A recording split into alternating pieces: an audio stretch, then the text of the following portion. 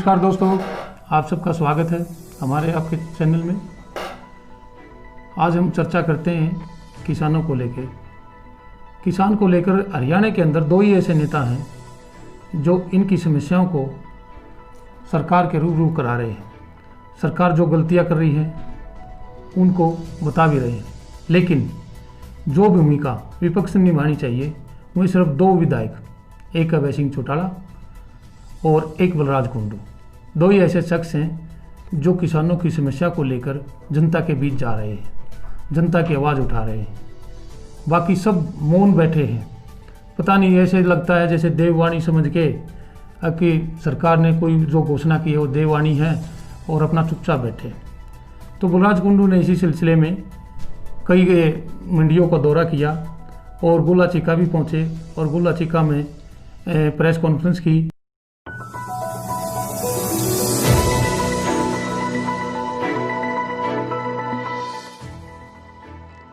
महम के विधायक बलराज कुंडू आज गोला चीका पहुंचे। उन्होंने किसानों से बात की और उनकी समस्याओं को लेकर एक प्रेस वार्ता की।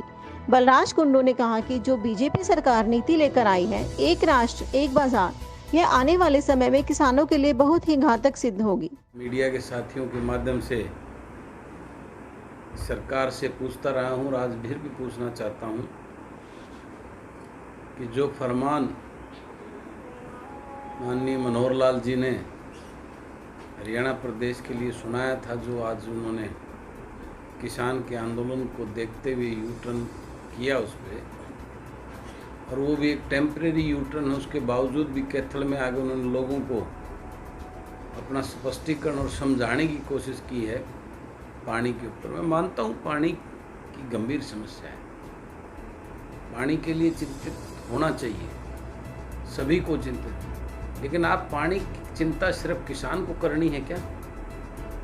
जो इतने बड़े बड़े 5 स्टार होटल्स खुले हुए हैं, इतनी बड़ी बड़ी डिस्टिलरी, दारू की फैक्ट्रियां हैं और बहुत सारी इंडस्ट्री हैं जिसमें इतना लीटर पानी लगता है, तो ये पानी बचाने की जिम्मेवारी सिर्फ उस गरीब किसान की बनती है क्या? क्या इस सरकार ने कभी उन बड़ी बड़ी फैक्ट्रियों में जिसमें कितने लाखों लाखों लीटर पानी प्रतिदिन उनमें यूज़ होता है, क्या कभी इन सरकारों ने उन फैक्ट्रियों, उन इंडस्ट्री को भी कोई नोटिस देने का काम किया? ये बड़े बड़े मंत्री महोदय ने फार्म हाउसेज, बड़े बड़े घर हैं, ये नहाने में ही जो है ना कई कई लीटर पानी में नहाने, क्या कभी इनको बाउंड करने का काम किया? कि आपने 10 लीटर पानी में नहाना है? ये जिम्मेवारी गरीब किसान की बनती है, उसी के ऊपर ये तलवार लटकानी पड़ती है। और फिर मैं ये पूछना चाहता हूँ, ये हरियाणा सरकार ने कौन सी व्यवस्था करने का काम किया जिससे किसान धान की फसल को छोड़ के या नीचे का ग्राउंड वाटर ना लेकर उसके लिए कोई पानी की व्यवस्था करने का काम किया? हरियाणा प्रदेश में मैं देखता आया हूँ, जब से मैं एक नॉन पॉलिटिकल फैमिली से हूँ, कितने सालों से SYL के ऊपर राजनीति करते आए हैं हमारे यहाँ के नेता। दादू नलवी नहर जो इसको रिचार्ज करने के लिए जो एक बड़ा प्रोजेक्ट था, कहाँ है वो प्रोजेक्ट? हासी बुटाना नहर कहाँ है वो प्रोजेक्ट? तो मैं ये पूछता हूँ, इन सरकारों ने, हरियाणा प्रदेश की जो आज सरकार है मनोहर लाल जी की, जो पहले ये बड़े बड़े कपड़े निकाल कर आंदोलन किया करते थे भारतीय जनता पार्टी के नेता, हम ये करेंगे, हम किसान की बड़ी बड़ी बातें करते थे, आज वो किसान उनको दुश्मन नजर आने लग गए। आज वो अपने ऐसे तुगलकी फरमान तो कभी किसी सरकार ने जारी नहीं किए जिस प्रकार का माहौल आज की हरियाणा प्रदेश की सरकार ने बना दिया है। और अभी ताज़ा जो अभी लोगों की समझ में नहीं आया, किसान को बर्बाद करने के लिए जो एक राष्ट्र एक मार्केट एक बाज़ार का जो कानून केंद्र सरकार के द्वारा लाया गया है, आप सब जानते हैं कि ये कितना खतरनाक कानून है। इसका अभी तक आम जमींदार को उसको तो मालूम ही नहीं पड़ा है कि एक राष्ट्र एक बाज़ार का कितना बड़ा, इसमें मध्यम वर्ग और छोटा किसान तो मर जाएगा बिल्कुल। इसमें जो बड़े उद्योगपति हैं, जो बड़े इंडस्ट्री हैं, उनकी वाई होगी। ये प्रयोग अमेरिका के अंदर उन्होंने लागू किया था, आज वहाँ अमेरिका के अंदर मध्यम वर्ग का छोटा किसान बर्बाद हो चुका है। और यही फार्मूला, और यही आज हरियाणा, हिंदुस्तान के अंदर 2 प्रदेश हैं जिसमें MSP लागू है, वो है पंजाब और हरियाणा। अगर आपने एक राष्ट्र और एक बाज़ार लागू कर दिया तो MSP का तो फंडा ही खत्म हो जाता है। उसके बाद तो कोई पूछने वाला नहीं होगा। व्यापारी लोग, जो बड़े बड़े व्यापारी, वो अपनी मनमर्जी से किसान का जो है ना वो खरीदेंगे। तो किसान तो मर जाएगा, बर्बाद हो जाएगा, इसकी तरफ किसी का ध्यान नहीं है। तो मैं निवेदन करना चाहता हूँ मीडिया के माध्यम से, मैं केंद्र सरकार को, और जिस प्रकार से आपको देखना होगा कि पंजाब में अकाली दलों को का समर्थन है बीजेपी को, लेकिन सिवाय अकाली दल के वो किसान की ऊपर राजनीति करते हैं। उन्होंने सबसे पहले इसकी आवाज़, मैं हैरान हूँ इस बात को देखकर। हरियाणा प्रदेश के जो अपने विपक्ष के नेता हैं या बड़े बड़े अपने आप को जो है ना किसानों के नेता बोलते हैं, किसी भी नेता का एक भी छोटा बयान भी अभी तक जारी नहीं हुआ है। 3 दिन हो गए इसको आए हुए। तो कितना बड़ा दुर्भाग्य है मेरे इस प्रदेश का कि यहाँ किसान के बारे में चिंता करने वाला कोई नेता ही नहीं बचा हुआ। तो मैं आपसे निवेदन करता हूँ, अन्यथा किसान को एक बड़े आंदोलन के लिए जो ना सड़कों पे उतरना पड़ेगा। आज इसके खिलाफ कोई नहीं बोल रहा। विपक्ष पर निशाना साधते हुए लगता है कि हरियाणा में विपक्ष नाम की चीज है ही नहीं। बलराज कुंडू ने कहा कि यह अमेरिका की नीति है और वहां का एक किसान भी इस नीति से खुश नहीं है। वहां आम आदमी और किसान बहुत दुखी हैं और भारत में भी यही नज़ारा देखने को जल्द ही मिलेगा अगर इसके खिलाफ कोई आवाज़ नहीं उठाई गई तो। वहीं पत्रकारों के प्रश्नों का उत्तर देते हुए कहा कि मैंने मनीष ग्रोवर के खिलाफ जो सबूत दिए हैं वह काफ़ी हैं और यह सरकार अगर उसके खिलाफ कोई कार्रवाई नहीं करती तो आने वाले समय में कोई सरकार तो ऐसी होगी जो दूध का दूध और पानी का पानी करेगी।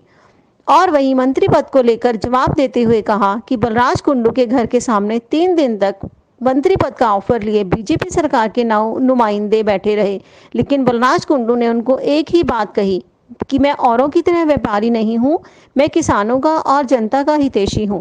मैं किसान और जनता के और महम के लोगों के विश्वास को बेच नहीं सकता जैसे और लोगों ने बेच दिया है मंत्री पदों के लिए। देखिए, सब जानते हैं इन बातों में कितना तंत्र और कितना दम है।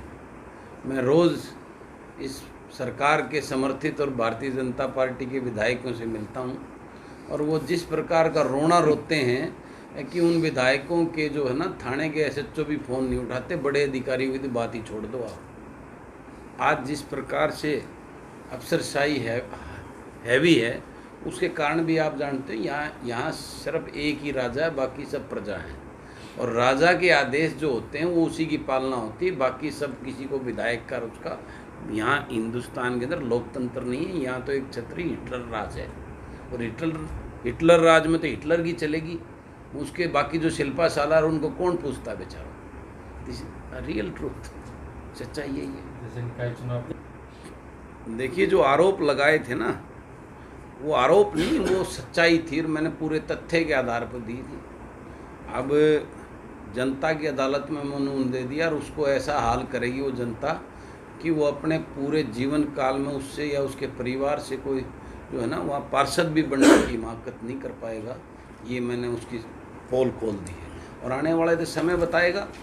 ये जो कागज़ जो मैंने चलाए हैं, सरकारी कागज़ कभी मरते नहीं हैं। आज नहीं तो कल वक्त बदलेगा, उस दिन उन कागज़ों को निकाल के उस भ्रष्टाचारी के खिलाफ कार्रवाई करके उसको सज़ा देने का काम करेंगे। ये मैं निश्चित रूप से आपको वादा करता हूँ। देखिए, ये तो राजनीति में जितने मुँह उतनी बातें होती हैं। कौन कहता है मुझे मंत्री पद नहीं है?